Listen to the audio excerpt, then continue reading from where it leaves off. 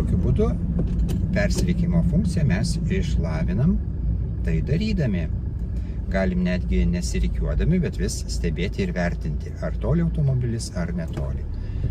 Dar toksai niuansas, kad ne tik reikia rodyti posūkį, bet ir šiek tiek arčiau pasislinkti prie tos punktyrinės linijos ir tuomet vairuotojai ne tik mato mūsų posūkį, bet mato, kad mes rodom iniciatyvą ir norim persirikiuoti. Bet yra didelis skirtumas, kada mes agresyviai tai darome ir priverčiam juos pristabdyti ir kada jie mus įleidžia ir mes tuomet persirikiuojam.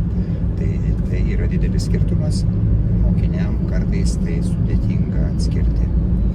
Na ir nuo mechanizmų be abejo visą laiką laikome saugaus atstumo, nes gali kokios tai detalės atitrūkti ir nukristi ir tai dažnai atsitinka arba negabaritiniai išsikišę nepažymėti daiktai, už kurių